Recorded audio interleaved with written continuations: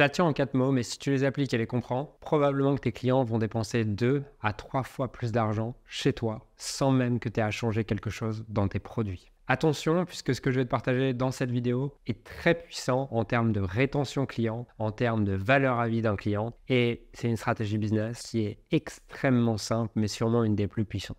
Vendredi 7h15, je prends l'avion pour rentrer chez moi à Genève, je monte dans l'avion et je me dis, je vais lancer un podcast. Je cherche parmi les différents podcasts que je pourrais avoir envie d'écouter. Et là, je tombe sur un podcast d'intelligence artificielle dans lequel le gars parle de la perte de connexion humaine et il tire la sonnette d'alarme sur le fait qu'on est en train de faire n'importe quoi avec l'intelligence artificielle. Je n'ai pas vraiment d'avis là-dessus, je continue à écouter le podcast, mais tu le sens alarmé par cette perte de connexion humaine, cette perte de lien.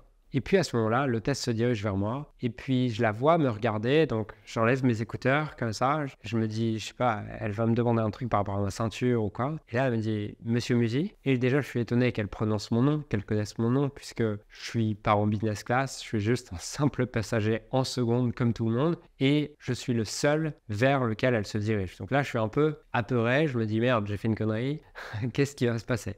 Et à ce moment-là, elle me dit, Monsieur Musi, on voudrait savoir si vous avez quelque chose à nous signaler puisque vous voyagez souvent avec nous et on aimerait savoir s'il y a quelque chose qu'on pourrait améliorer pour vous. Et à ce moment-là, je lui réponds non, un peu surpris. Je m'attendais vraiment pas à ça, surtout en étant en seconde classe. Et puis elle me dit, d'accord, merci à vous. Si vous avez quelque chose à nous signaler, on sera très content de l'entendre et je vous souhaite une très bonne fin de voyage, Monsieur Musi. Et là, je remets pas mon écouteur, puisque j'ai pas envie de continuer le podcast d'intelligence artificielle, j'ai envie de mettre de l'attention sur ce qu'il est en train de se passer en moi et sur ce qui vient de se passer. Puisque je me sens à ce moment-là vu, entendu, spécial, reconnu, aimé par cette compagnie. Et ce qui est marrant, c'est que cette compagnie, Air France, je l'aime pas à la base.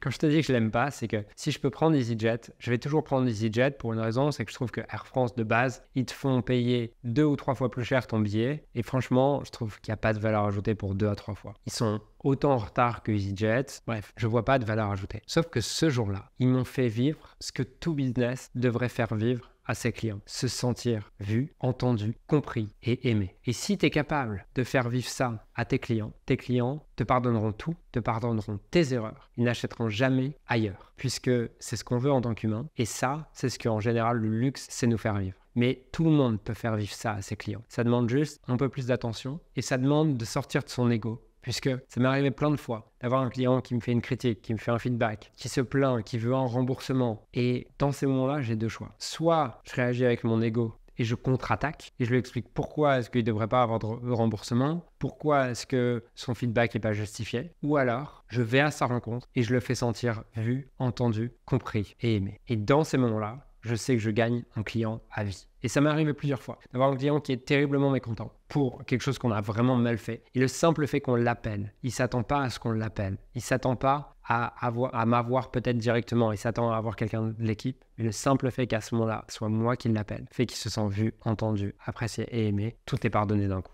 Et ça, c'est ce que j'essaie toujours de rappeler à mes équipes de livraison parce que c'est au-delà du produit et de la qualité du produit, c'est l'élément phare qui va faire que tes clients rachètent. Implémente-le et tu verras la différence.